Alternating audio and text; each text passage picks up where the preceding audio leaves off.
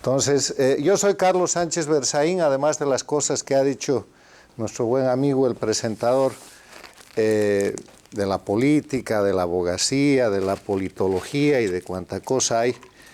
Quiero decirles que estoy especialmente interesado en ver la evolución de la política, porque la política está cambiando. Ha cambiado la tecnología, vivimos en medio de una revolución tecnológica que es comunicacional, que es de la técnica, de los medios, y eso está cambiando la sociedad, y cuando cambia la sociedad cambia todo, cambia la política. Pero eso va a ser simplemente parte de lo que vamos a hablar hoy día. Me han pedido que hoy día toquemos el tema de la democracia y la política en América Latina. Para eso, lo primero que tenemos que ver es recordar qué es la democracia en América Latina. Y para hablar de la democracia en las Américas, no vamos a ir a conceptos teóricos, no vamos a ir a la revisión de libros ni de posiciones políticas que hacen enunciados sobre la democracia, porque América resolvió este tema cuando aprobó la Carta Democrática Interamericana el 11 de septiembre del año 2001 en Lima, precisamente el día en que las Torres Gemelas y Estados Unidos eran objeto de los ataques terroristas. Esa Carta Democrática Interamericana, entre otras cosas, establece dos cuestiones muy importantes. La primera cuestión es que proclama que la democracia es un derecho de todos los ciudadanos de los pueblos de las Américas y es una obligación de los gobiernos. Ese es el artículo primero. Y la segunda cuestión esencial, fundamental, de la Carta Democrática Interamericana es que establece que hay, entre otros, 5 elementos esenciales de la democracia. Y ustedes saben que un elemento esencial es algo que si se quita de la cuestión que estamos describiendo o que estamos estudiando, como hace a su esencia, esa cuestión deja de ser tal. Los elementos esenciales de la democracia son, primero, el respeto a los derechos humanos y a las libertades fundamentales. En segundo lugar, el acceso al poder y su ejercicio con sujeción al Estado de Derecho. Muchos de ustedes son abogados, pero todos saben lo que es el Estado de Derecho. El Estado de Derecho es un Estado regulado por las leyes, un Estado en el cual no hay individuo, por poderoso que sea, por rico que sea, por grande que sea, por fuerte que sea, que puede estar por encima de la ley. El Estado de Derecho supone el gobierno de las leyes y supone un ordenamiento jurídico racional que permite aplicar aquel principio fundamental que enseña que todos tenemos derechos, pero que el derecho propio tiene por límite el derecho de los demás. El tercer elemento fundamental o esencial de la democracia, de acuerdo a la Carta Democrática Interamericana, es la celebración de elecciones periódicas, libres, justas, en base al sufragio universal y secreto como expresión de la soberanía popular. Esto tiene elementos importantes que quiero dejar recalcados. Periódicas, justas, libres, fundadas en el sufragio universal y secreto, que es la expresión de la soberanía, porque vamos a ver más adelante que han habido, y hay todavía corrientes, que tratan de presentar las elecciones como sinónimo de democracia, cuando en verdad las elecciones y los procesos electorales son simplemente un elemento de la democracia. Tercer elemento. El cuarto elemento de la democracia es que la democracia tiene que tener y estar fundada en un régimen plural de partidos y organizaciones políticas. No hay democracia unipartidista. No hay democracia si no hay libertad de organización política. No hay democracia si no hay posibilidad de disenso y de expresión política en grupos pequeños o grandes con los que se puede o no se puede estar de acuerdo, que garanticen pluralidad. Y el quinto elemento que la Carta Democrática se encarga de decir, entre otros, el quinto elemento esencial, es la separación y la independencia de los poderes públicos, lo que se llamaría más técnicamente de los órganos del poder público. O sea, el Ejecutivo, el Legislativo, el Judicial, en algunos países le han agregado el electoral, no pueden estar en manos de una misma persona, no pueden responder al mismo grupo de poder, no pueden estar controlados por el mismo gobierno, porque la independencia y la separación de los órganos del poder público garantiza el sistema de frenos y contrapesos, garantiza el sistema de control, garantiza la transparencia, garantiza la posibilidad de que ninguno de los órganos del poder público abuse de su autoridad porque está permanentemente controlado por los otros y que cada uno ejerza sus funciones de acuerdo al rol que les reconoce la Constitución política del Estado. El Ejecutivo para administrar, el Legislativo para hacer las leyes, el Judicial para controlar la aplicación de las leyes, la constitucionalidad y la legalidad, y el electoral, si lo han puesto como órgano del poder público, como ha sucedido en algunos países de América Latina, pues para garantizar la transparencia de las elecciones. O sea, hecho este breve recordatorio, como marco de referencia para dejar sentado que cuando hablamos de democracia en América, estamos hablando de algo que se conoce, de algo que se ha discutido por mucho tiempo, de algo que se ha construido a lo largo de la historia, porque si ustedes recuerdan, en la década de los 60, 70, la América Latina estaba sometida a dictaduras militares como resultado de la Guerra Fría. En la Guerra Fría se confrontaban el capitalismo con los Estados Unidos versus el comunismo con la Unión Soviética y sus países satélites, y buscaban el control de regiones, y la América no era una región que pueda estar al margen de esa confrontación.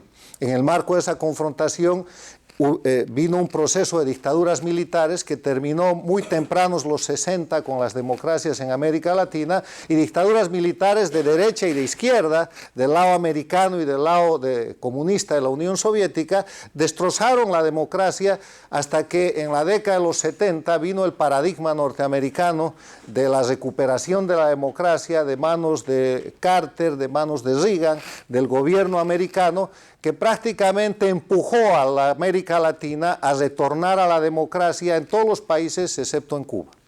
Y por eso vemos que en la década de los 80 ya hay una construcción democrática, hay un retorno sucesivo a la democracia en los diferentes países. Hubieron contados países que se libraron de aquello, Venezuela en su momento y México no estuvieron dentro de esas dictaduras militares de la década de los 60, 70, pero el resto de los países fueron y vinieron por ahí. Como resultado de esto, en la década de los 80 se empieza a trabajar a nivel hemisférico la necesidad de fortalecer la democracia. Y en la década de los 90 avanza con una serie de reuniones y termina el año 2001 con la conferencia de la Organización de Estados Americanos en Lima, que aprueba la Carta Democrática Interamericana. Les he echado toda esa historia para simplemente recordar que en América, en las Américas, desde el Canadá hasta Tierra del Fuego en la Argentina, no hay nada que descubrir por democracia. Cada quien puede tener su idea de democracia, que será una idea política, que será una idea filosófica, que será una idea de discusión, si ustedes quieren social, pero en el ordenamiento jurídico, en el fundamento internacional que hace base de las leyes incluso nacionales, la democracia es un derecho de los americanos, es una obligación de los gobiernos y tiene 5 elementos esenciales que son la base para ver si en un país hay democracia, no hay democracia o cómo está la democracia. Con ese marco de referencia teórico y legal, si ustedes se fijan, hagamos un poco de historia para hablar de política, porque como la charla se trata de la democracia y la política en América Latina, ahora que hemos recordado cómo viene la mano de la democracia, veamos un poco de historia para ver cómo viene la mano de la política. Para hablar de política, hablemos del periodo reciente de los últimos 25 años, que en historia es un periodo realmente corto. La diferencia entre la vida de nosotros, los seres humanos, y la vida de las naciones y la vida de los países, es que nuestra vida pasa muy rápido y 25 años para nosotros puede ser la mitad de la vida, más de la mitad de la vida útil, pero eso en la historia de los países puede ser un par de párrafos. Y la historia de la democracia en los últimos 25 años empieza con la caída del muro de Berlín el año 1989 y la posterior disolución y por lo tanto desaparición de la Unión Soviética en 1991, lo que hace que también se extinga la Guerra Fría y que aparezca un nuevo orden jurídico mundial que afecta directamente a la América Latina. Una América Latina que ya estaba fortalecida democráticamente, que estaba trabajando en paradigmas como el fortalecimiento democrático, el fortalecimiento económico, la lucha contra el narcotráfico, la lucha contra la pobreza, y que en ese momento se sorprende y se ve influida por la desaparición de la confrontación internacional. Entonces sucede un fenómeno, y es que queda aislada la dictadura castrista como representante en el hemisferio de la caída Unión Soviética, y entra en lo que se llama su periodo especial, un periodo de pobreza y de miseria, porque como no tenía quien la sostenga económicamente, se va contrayendo.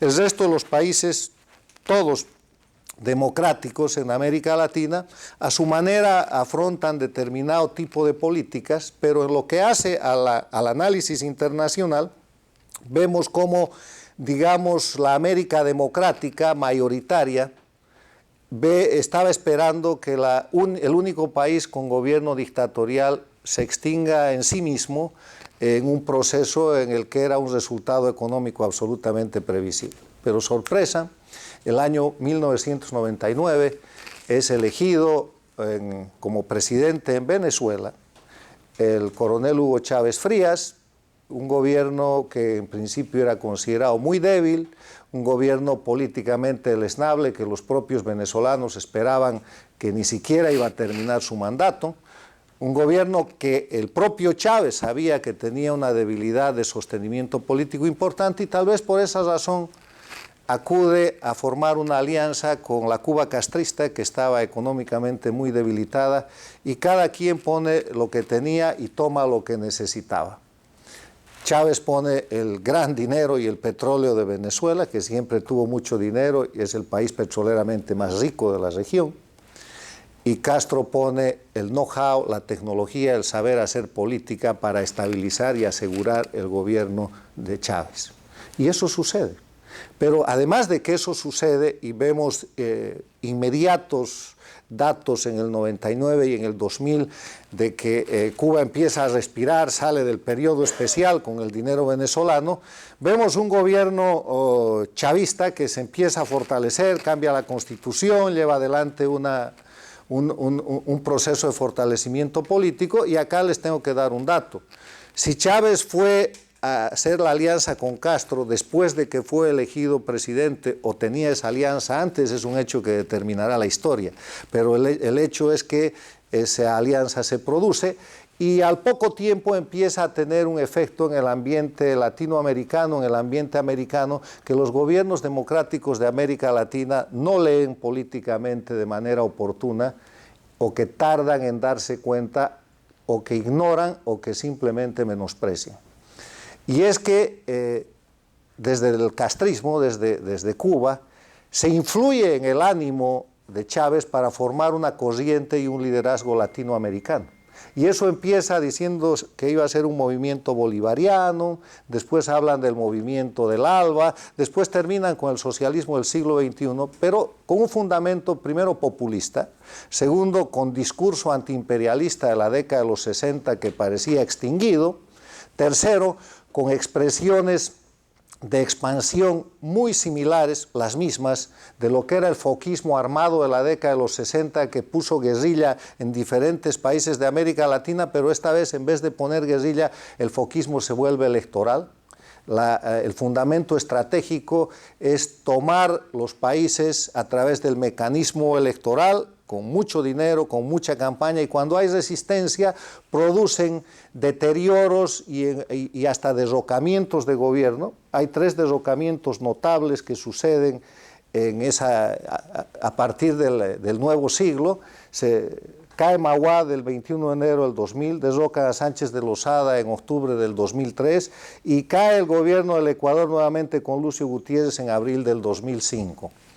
Son hechos de fuerza, son derrocamientos que se producen para hacer ajustes, y después de eso vienen procesos electorales que van ganando los candidatos o las fuerzas aliadas y alentadas por este proceso todavía sin nombre propio que termina siendo el socialismo del siglo XXI.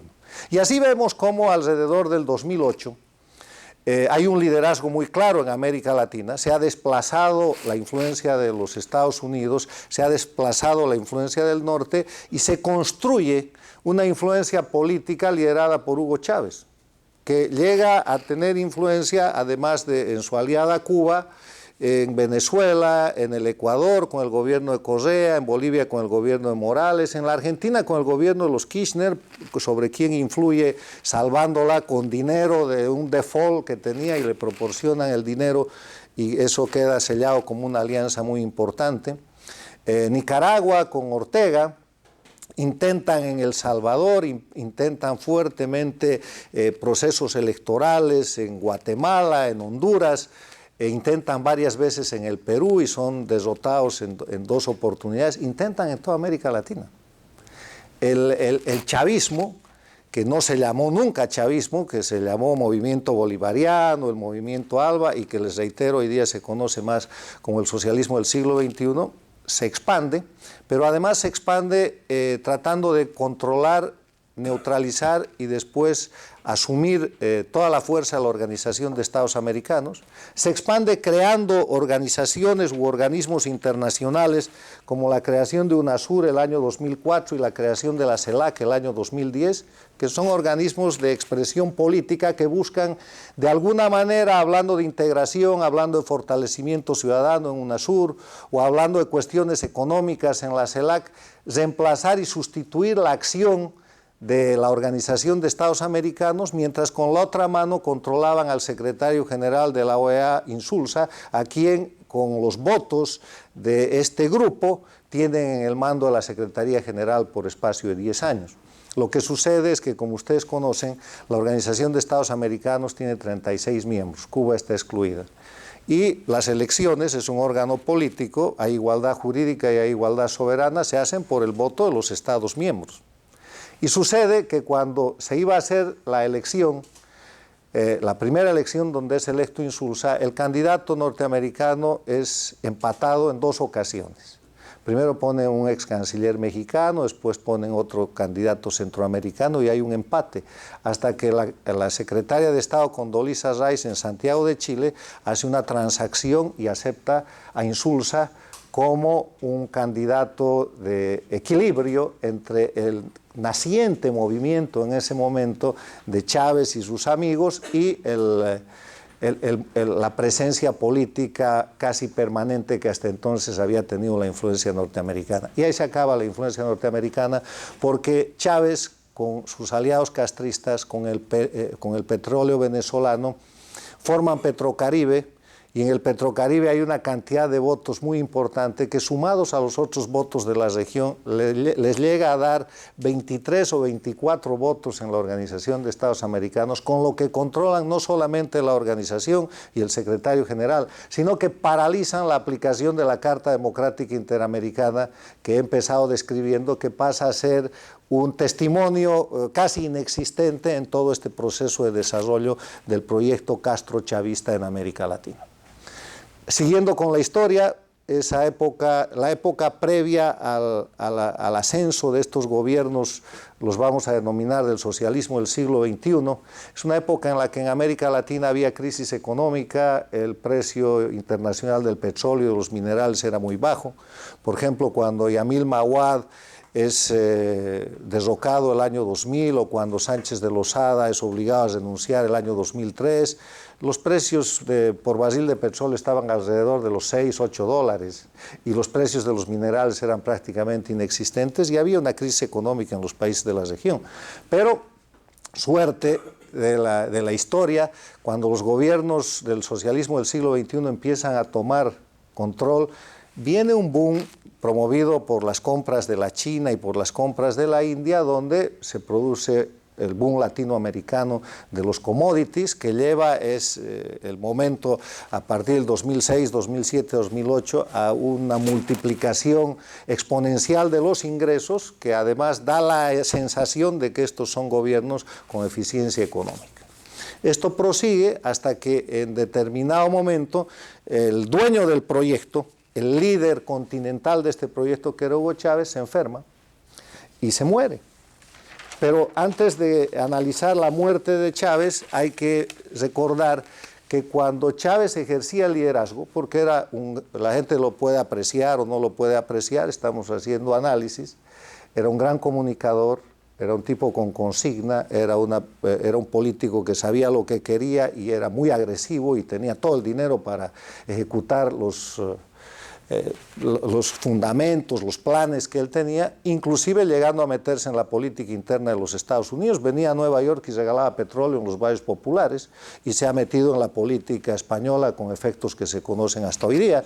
Pero se enferma y ese liderazgo que él ejercía hasta que se murió tenía para repartir la figura con su socio Castro. Si ustedes recuerdan, Chávez era el líder y Castro era una especie de oráculo, era el gran maestro reposando en La Habana, y La Habana se convierte en un centro de visita obligatoria de todos los jefes de Estado, de todos los presidentes de América Latina y de otros países que tenían que ir a saludar a Fidel, y eso empieza a dar una regeneración de lo que era una dictadura agonizante unos años antes y la empieza a convertir en un centro de poder político. ¿Por qué les menciono esto? Porque con la muerte de Chávez, La Habana, Cuba, el castrismo asumen el liderazgo político en América Latina. Y yo sostengo que ese liderazgo político se mantiene hasta hoy día. ¿Qué quiere decir el liderazgo político? Quiere decir influencia política. Quiere decir que si tú quieres, como empresario, como político, como gobierno, tener algún tipo de contacto mucho más directo y mucho más influyente con el gobierno de Venezuela, con el gobierno de Bolivia, con el gobierno del Ecuador, con el gobierno de Nicaragua, con el anterior gobierno argentino, no con este, con el gobierno de Brasil, de Lula o de Rousseff, o con los gobiernos de la América Latina en general, es mucho mejor hablar con La Habana que hablar con Washington. Hace 20 años atrás eso era totalmente diferente. La Habana representaba algo de lo que había que alejarse políticamente y este mecanismo de influencia política pasaba por Washington. Entonces ha habido un cambio que lo podemos discutir después. Yo afirmo que el liderazgo político latinoamericano, por algún tiempo más y desde el momento en que muere Hugo Chávez, está en manos de La Habana, del castrismo en Cuba. De un gobierno dictatorial, pero que tiene la influencia más grande, y el reflejo de eso son varias cosas que ustedes pueden observar hoy en día, más allá de las visitas, de las aperturas, de las acciones políticas de otros países europeos, de la primera potencia del mundo, Estados Unidos. Ellos articulan acuerdos de paz, ellos articulan contactos internacionales, cosa que hubiera sido impensable solamente 10 o 15 años atrás. Dicho esto, simplemente decir que en este proceso histórico hasta hoy día hemos visto a partir del año 99-2000 el nacimiento, el crecimiento, la consolidación, y estamos observando el deterioro de un proceso político no democrático que se conoce como socialismo del siglo XXI, que tiene militancia activa y control férreo en 5 países hoy día, que son Cuba, Venezuela, Ecuador, Bolivia y Nicaragua, que tuvo una influencia muy grande sobre la Argentina de los Kirchner y no la tiene más, y que tiene, a partir del liderazgo de La Habana, influencias importantes en otros países, como ser el Brasil de Lula y de Rousseff, en algunos países centroamericanos donde han logrado poner candidatos que no han ido al extremo de la franquicia del socialismo del siglo XXI, pero que ejercen hoy día un liderazgo. Permítanme terminar esta parte de la exposición diciéndoles algunas de las características de estos gobiernos o de este sistema del socialismo del siglo XXI. Primero, no son democráticos. Como parte de su proceso político, llegando por elecciones al poder, lo que han hecho es suplantar, alterar, cambiar, trastocar el régimen jurídico de sus países por medio de las reformas constitucionales para poner constituciones de corte chavista, que son en verdad constituciones inspiradas por unos españoles de la famosa escuela que se llama de Derecho Constitucional, progresista, que sostienen que las constituciones políticas del Estado, en vez de ser cartas fundamentales, son instrumentos de revolución y que tienen que cambiar cada que la sociedad necesita. O sea, la constitución política del Estado se convierte en un mecanismo de alteración del orden legal de acuerdo a la conveniencia de la persona que está en el poder. Han hecho de eso una doctrina, han abierto una cátedra de Derecho Constitucional en La Habana, Cuba, y han expandido eso por América Latina exitosamente en Venezuela, en Ecuador, en Bolivia, en Nicaragua, cuyos textos constitucionales responden a esa línea de pensamiento y han suplantado las constituciones republicanas, buenas o malas, que existían antes. ¿Cuál es el objetivo de esos textos constitucionales? Primero, el control absoluto del poder y segundo, la permanencia indefinida en el poder. Si ustedes miran las características, pues hay enunciados de derechos humanos, de normas sociales, de reglas económicas, pero los dos objetivos fundamentales, el control absoluto del poder y incluyendo el órgano electoral que lo convierten en poder y la permanencia indefinida en el poder. Las otras características de este socialismo del siglo XXI son que son absolutamente populistas, son concentradoras de poder, son centralistas, son estatistas, tienen un sistema de economía en el cual el Estado tiene que influir en todo. Hay casos extraordinarios de atropellos a la libre iniciativa y a la propiedad privada en estos países que ustedes habrán observado públicamente y que no vale el caso repetir. Y son fundamentalmente un sistema de gobierno, un sistema político que ignora, y aquí juntamos esto con la introducción, todos los elementos esenciales, o la mayoría de los elementos esenciales de la democracia. Respeto a los derechos humanos, no más para enunciar un derecho humano que no es la vida, no es un derecho extrafundamental, la libertad de prensa. No hay libertad de prensa en Venezuela, no hay libertad de prensa en Ecuador, donde está la mayor ley mordaza de la región, no hay libertad de prensa en Bolivia, no hay libertad de prensa en Nicaragua, y ese es un derecho humano. No les voy a hablar del derecho de propiedad, que es otro derecho humano, que la gente a veces no quiere recordar o recuerda vergonzosamente. O sea, no, primer elemento. El segundo elemento de la democracia, el Estado de Derecho. La ley es el gobernante. Ustedes han visto a Chávez y después a Maduro diciendo confísqueme esa propiedad. Han visto hace unos días en un video a Correa diciendo en medio del desastre del terremoto a la gente le pide agua y dice si me sigues gritando te meto preso. Han visto a Evo Morales metido en una telenovela donde tuvo un hijo con una señora que ejercía de primera dama, después dijo que el hijo había muerto, ahora el hijo vive, ahora la señora está en la cárcel. Dios mío, Estado de Derecho ninguno, esta gente dicta la ley. Y de Nicaragua no les hablo, donde el gobierno o el jefe de Estado, Ortega, está acusado de una cantidad de delitos sexuales que no pueden ser juzgados y más bien los acusadores son los que van a dar a la cárcel, nomás puntualmente para dar ejemplos de que Estado de Derecho no existe. Tercero, elecciones limpias, justas, ninguna, porque se han encargado de apoderarse de los sistemas electorales y solo cuando se producen supermayorías, como la que se ha producido el 6 de diciembre en Venezuela, puedes reconocer una derrota, pero que después termina por ser inefectiva, porque apelan a todos los otros mecanismos del control del poder y, por ejemplo, para paralizar la Asamblea de Venezuela están usando un poder judicial absolutamente corrupto, absolutamente infame, que soporta una dictadura.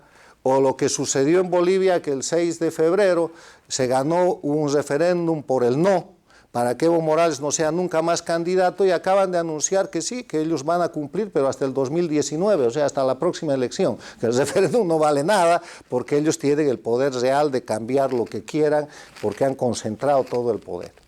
El cuarto elemento de la democracia, que habíamos mencionado, el referido a un régimen de plural y organizaciones políticas, existe, pero es de mentira, porque los opositores no tienen derecho prácticamente a nada. Y tan es de mentira el régimen de plural de partidos políticos que ustedes lo pueden constatar con la existencia de presos políticos y exiliados políticos. País en el que hay presos políticos y exiliados políticos, no hay democracia.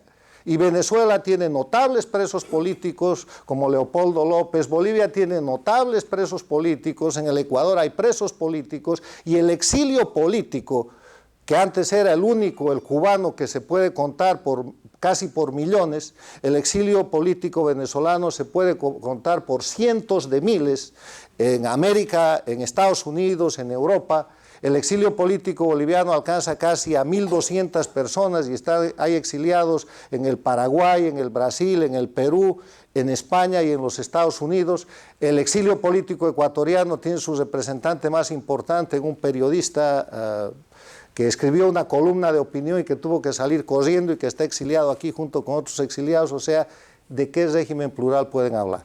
Y finalmente, la separación e independencia de los poderes públicos, cuya inexistencia nace de las explicaciones que les he dado.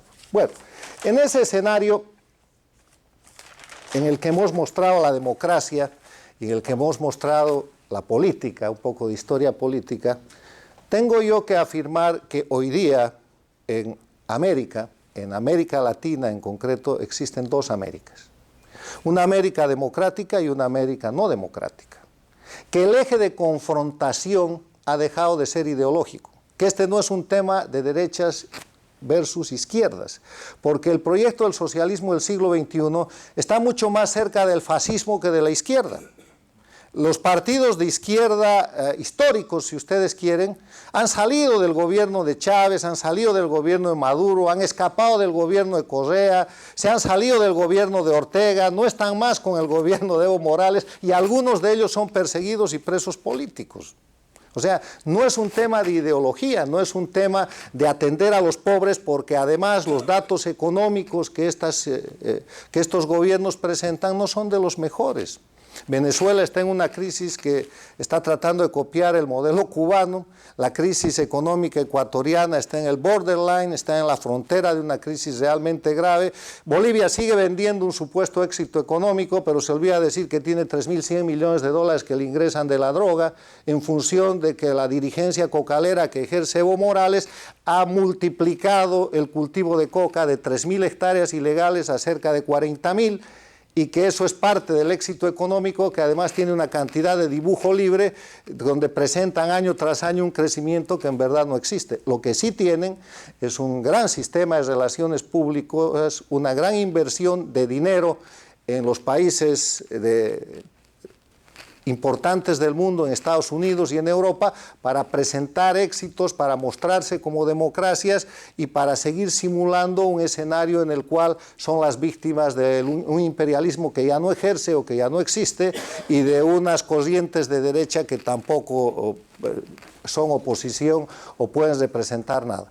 La idea es que les quiero dejar que tenemos dos Américas, una América no democrática, una América democrática, que ese eje de confrontación no tiene nada que ver con la ideología, con la derecha y con la izquierda, y que es más bien un eje de confrontación de principios.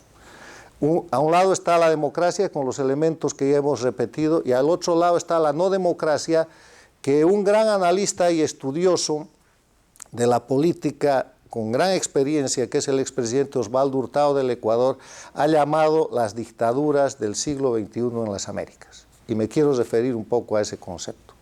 Nosotros tenemos la idea de que dictadura es un gobierno que llega por la fuerza al poder, que es generalmente un militar, y que ejerce el poder por la fuerza casi armada.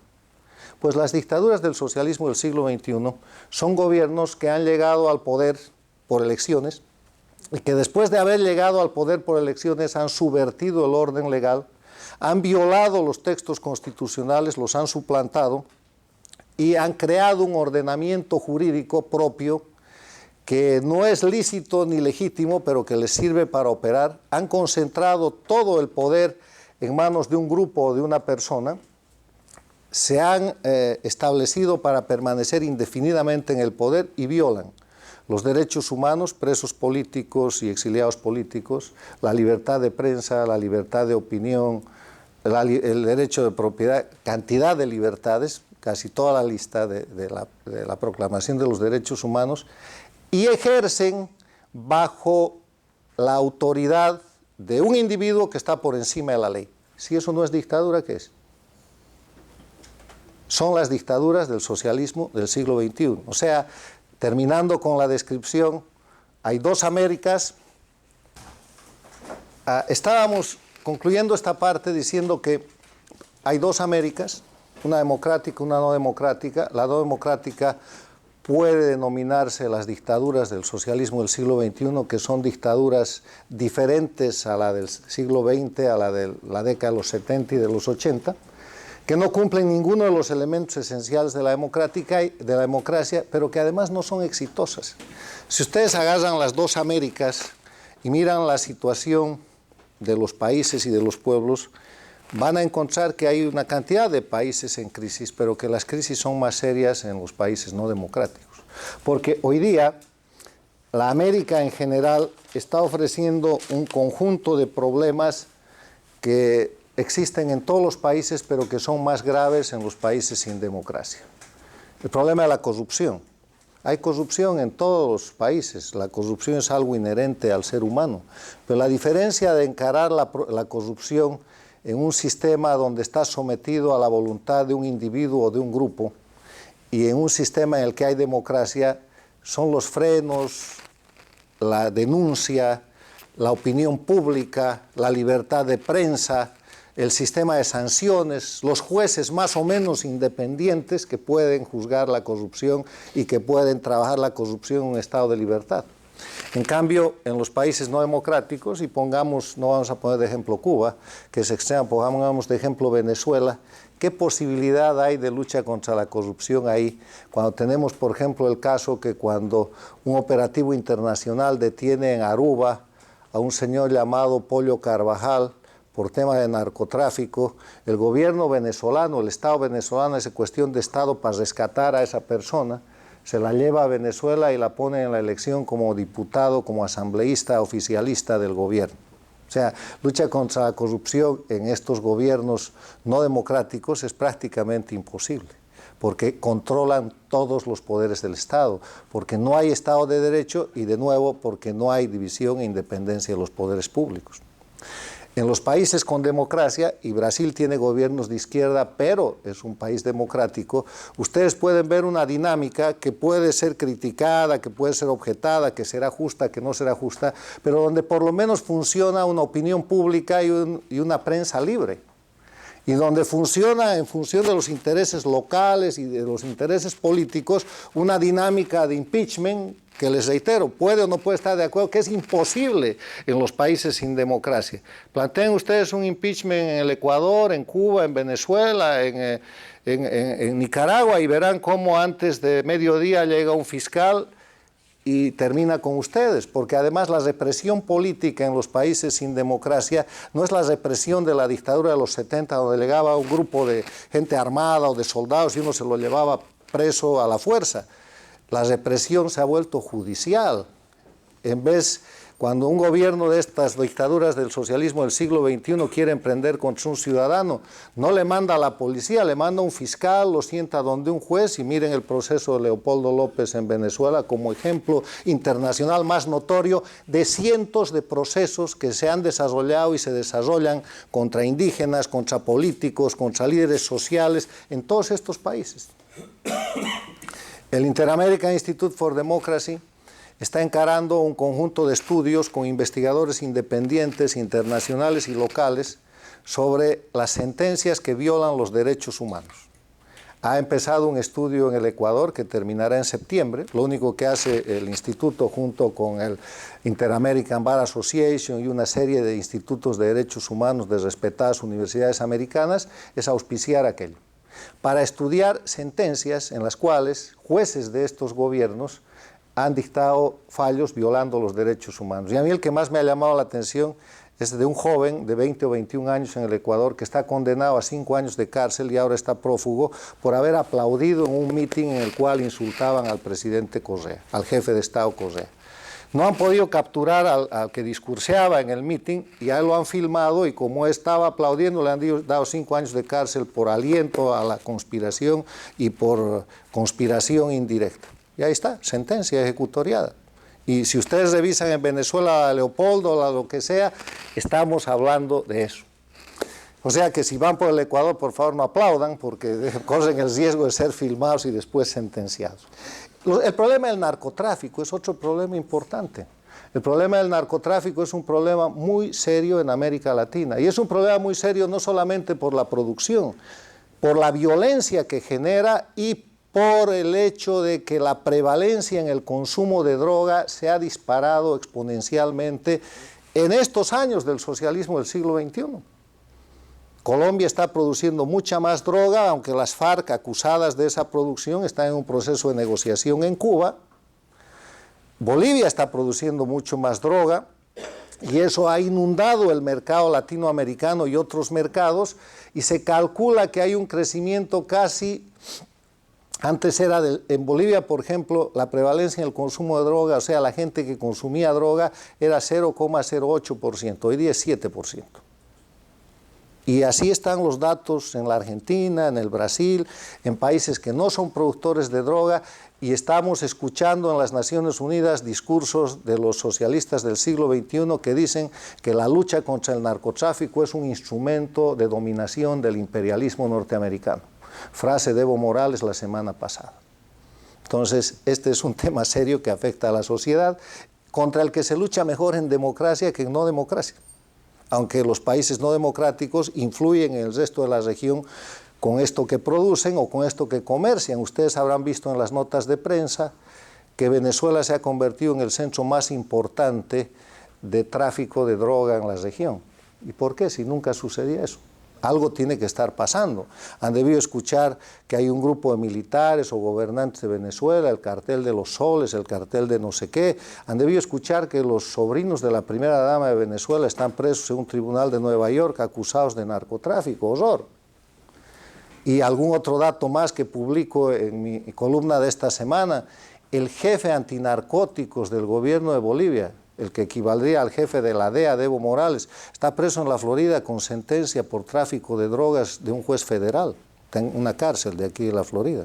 O sea, y ustedes miran donde miran, están investigando en el Ecuador una valija diplomática que llegó con varios kilos de droga directamente del Ecuador a una embajada de ellos en un país europeo, y no dicen nada. Y Correa ha expulsado de la base de Manta a los americanos, territorio ecuatoriano, ha sacado a todos los americanos de ahí hace unos años, cuando esa era la base de operaciones antinarcóticos, la única que quedaba en la región. Coincidencias, no sé, pero en los hechos aquí hay datos que están mostrando que hay alguna señal que ha llevado, por ejemplo, a Univisión y ha llevado a la revista Bella del Brasil a sostener el hecho de que Venezuela y Bolivia podrían ser hoy día considerados como narcoestados. Otro tema es la seguridad, que viene vinculada a los hechos anteriores. Si no hay seguridad jurídica, no hay seguridad. La prensa de hoy día muestra la cantidad de muertos que hay en Venezuela por asaltos, porque si no hay Estado que ejerza autoridad, el crimen crece, así sea el crimen común. El empleo, la educación, que son cuestiones que funcionan mejor en democracia.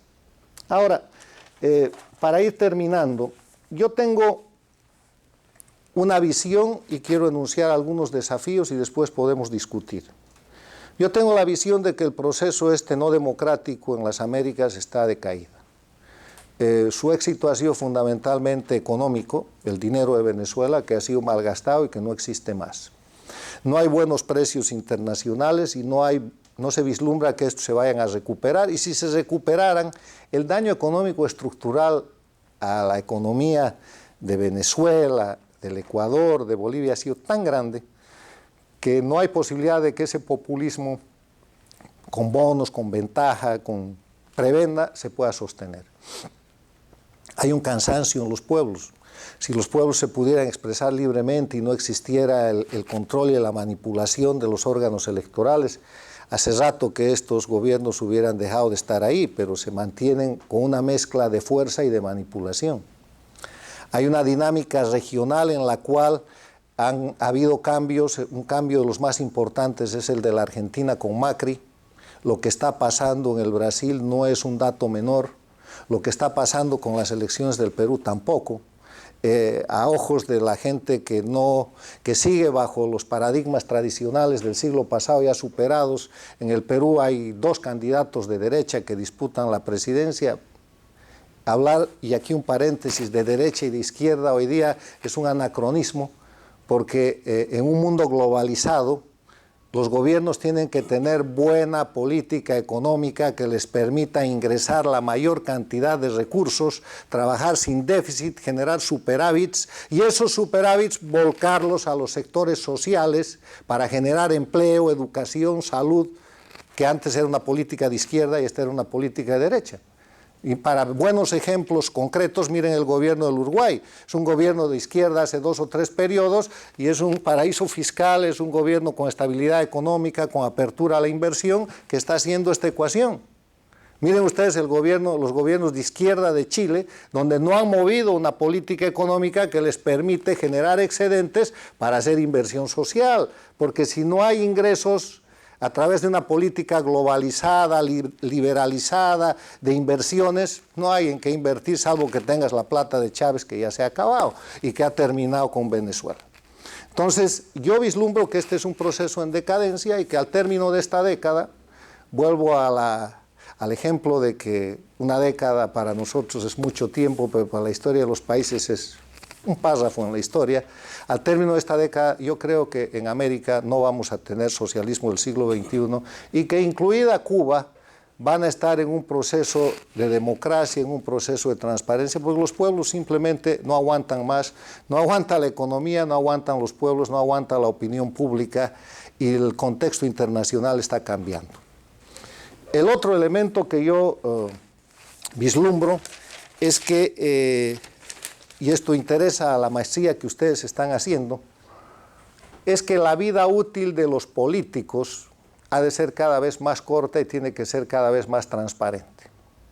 En tiempos en que los cuales, con un dispositivo, con un teléfono inteligente o lo que sea, ustedes pueden filmar en tiempo real lo que pase, casi ya no hay secretos, y poner eso en el YouTube, en la red del Twitter o en el Facebook o en lo que sea. Los políticos necesitan mucha más transparencia y el tiempo en el que manden con una comunidad, con una sociedad mucho más informada y mucho más exigente ha de ser más corto. Hay un ejemplo que a mí me gusta poner. ¿Se imaginan ustedes a Churchill o a Roosevelt, los grandes líderes ganadores de la Segunda Guerra Mundial, con Skype, con Facebook, con televisión, hubieran durado el tiempo que han durado? Ustedes saben que en Estados Unidos el presidente Roosevelt era prácticamente un handicap, tenía poliomielitis, pero más de la mitad de los norteamericanos no sabían que eso pasaba porque él se comunicaba con su país por radio. Hoy día ustedes le pueden ver el lunar o el pelo que tiene en la oreja el presidente del gobierno español o cualquier otro presidente y se sabe todo, o casi todo. Miren los últimos escándalos de los papeles de Panamá o miren los escándalos de lo que quieran. Mundo más informado, mundo ultracomunicado. Revolución tecnológica comunicacional, cambia las campañas electorales, cambia la forma de hacer política, cambia la forma de los gobiernos.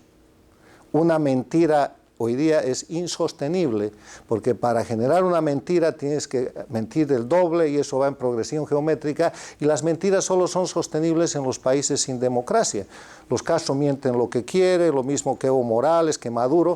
Las mentiras se ven afuera, pero adentro eso todavía se sostiene porque hay control de prensa. Pero ese control de prensa se va a terminar.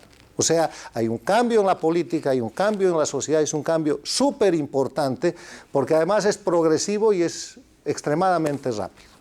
¿Qué son los desafíos que yo veo en América Latina? Yo veo que el desafío es que la América Latina sea completamente democrática, con todas las deficiencias que tiene la democracia. La democracia no es perfecta. Winston Churchill dijo, la democracia es el peor de los sistemas de gobierno que ha inventado el ser humano, con excepción de todos los demás, porque si hay uno mejor, avisen. Este es un sistema absolutamente imperfecto que está operado por seres humanos que son envidiosos, que tienen tendencia a la corrupción, que son mentirosos, que quieren sacarle ventaja al prójimo el momento que puedan y que nada más tiene la visión de la ley y de la opinión pública para controlar esas expresiones que parecen tan naturales y que terminan convirtiéndose a veces en delitos.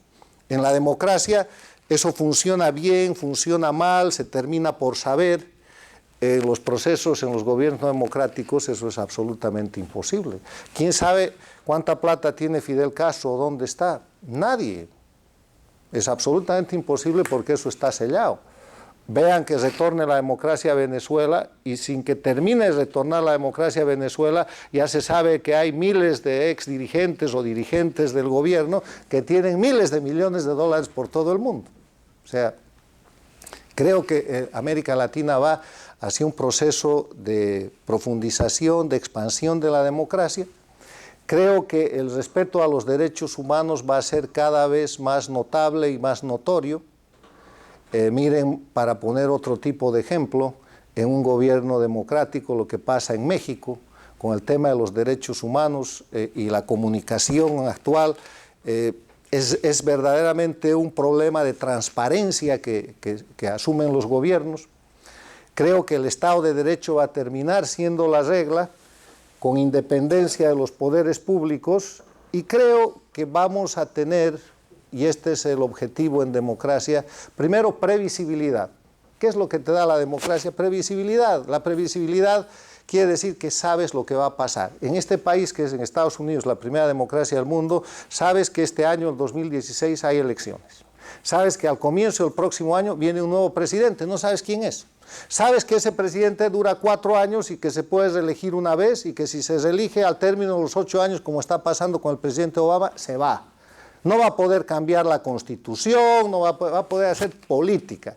Sabes que si ese señor viola la ley, lo puedes llevar a la Corte Suprema de Justicia y le puedes ganar el juicio porque hay jueces aceptablemente independientes. Previsibilidad. Sabes que tienes que pagar tus impuestos en tal fecha, sabes que el alcalde se elige en tal otra, sabes que si alguien comete un delito lo denuncian y va a ser sometido a un proceso y sabes que mientras respetes las leyes puedes vivir tranquilo. Previsibilidad, gran característica de la democracia. Otra característica de la democracia, alternabilidad. En democracia no hay nadie que llegue al poder para quedarse toda la vida. Los cementerios están llenos de imprescindibles. No hay nadie imprescindible ni en la vida ni en la democracia. Y en la democracia hay plazos, hay mandatos que no pueden ser alterados y cuando son alterados, como ha sucedido en estos países que les he descrito, pues simplemente se termina la democracia. Esos gobernantes no pueden seguir siendo considerados presidentes porque el presidente, etimológicamente hablando, lo pueden mirar en un diccionario, es un individuo elegido por un periodo específico de mandato al término del cual tiene que dejar esa función. Un presidente no es eterno. En el concepto del presidencialismo, el presidente reemplaza al rey por un periodo determinado de tiempo por voluntad popular, reemplazando la voluntad divina. Entonces, la alternabilidad y después un rasgo de normalidad en el cual yo, y con esto termino, creo que la democracia tiene 3 elementos institucionales de defensa y 2 elementos sociales que son los más importantes. Los elementos institucionales de defensa son la independencia de poderes para que el poder legislativo pueda controlar al poder ejecutivo. Cuando eso no funciona, la Corte Suprema de Justicia o los jueces encargados del control de constitucionalidad pueden controlar al poder ejecutivo. Y cuando eso no sucede, tienes el impeachment o el juicio de responsabilidades para terminar democráticamente con el Poder Ejecutivo. Cuando controlas todo, nada de eso funciona. Mecanismos formales, pero los mecanismos sociales son los más importantes. Y el mecanismo social, primero, es la prensa libre y su consecuencia es la opinión pública. Si ustedes miran el proceso argentino, donde todo ese poder estaba en manos de los Kirchner, ¿por qué ese proceso se revierte? Y es algo interesante de estudio. Porque en determinado momento el kirchnerismo se mete con la prensa, ataca al Clarín. El Clarín establece un mecanismo de investigación periodística a través de un notable periodista que se llama Jorge Lanata, y empieza la denuncia y empieza la información. Aprovechan una ventana de oportunidad de libertad de prensa y de opinión pública, que no existe en Cuba, que no existe en Venezuela, que no existe en Ecuador, que no existe en Bolivia, donde hay más que leyes mordazas. Y con eso deterioran a una administración que termina perdiendo una elección y que ahora está en franca retirada y se están viendo todos sus delitos y sus crímenes, camionadas de dinero, está todo en la televisión, en la prensa, etcétera, etcétera. Entonces, el tema este de los dos mecanismos de defensa social que hay que garantizar, la prensa libre y a través de la prensa libre una opinión pública libre. Cuando ustedes vean un país en el cual el gobierno la emprende contra la prensa libre, no es la primera señal de autoritarismo o de avance hacia la democracia, es la última. Quiere decir que han acabado con todo lo demás y que están terminando con la libertad de prensa. Gracias, caballeros. Estoy a sus órdenes para preguntas, comentarios, lo que ustedes deseen.